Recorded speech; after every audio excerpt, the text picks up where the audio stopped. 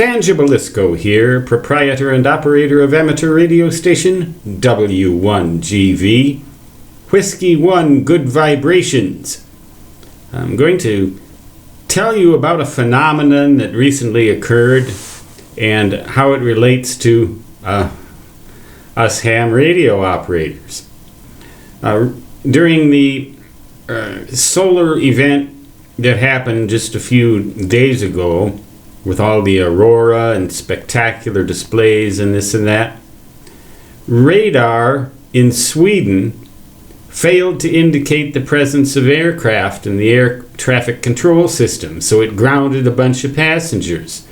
In other words, all the planes just disappeared from the radar.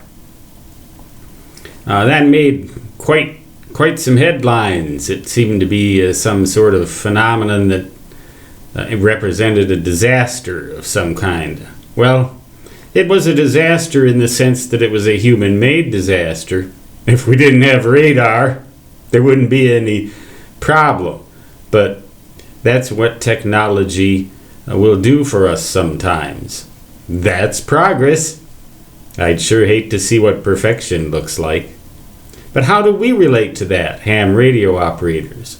Well, have you ever been on a band working DX, particularly when conditions are very good, as they often are at solar maxima, like the one we're having now? Have you ever been on a band working DX and there were signals all over the place, say 21 megahertz, 18 megahertz, and then all of a sudden the signals just vanished? Your contact was broken. The QSO that you were having just ended because you couldn't hear each other anymore. You tuned up and down the band and nobody there. Everybody's gone. What happened?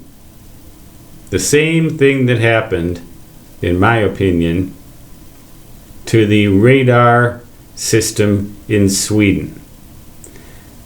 Normally, ham radio operators look forward to solar maxima because they cause good conditions on the high frequencies, that is 3 to 30 megahertz, but particularly above about 10 megahertz up to 30 megahertz. But once in a while the sun just seems to get a little bit too enthusiastic, and it takes away what it has given for a couple of hours maybe, or maybe a day or two. That, I think, in my opinion, is what happened here. Radio hams might be able to tell me whether that happened to them at about the same time. A band blackout. So I'll leave comments open. And if you want to call me ugly, go right ahead. I'm dressed like this for a reason.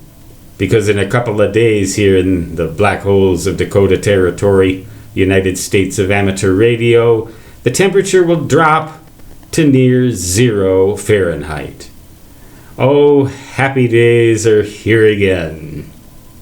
Stan Gibilisco signing off, saying 73, which means best regards in ham radio jargon, and so long, which means in my favorite language, da-da-da-da-da-da.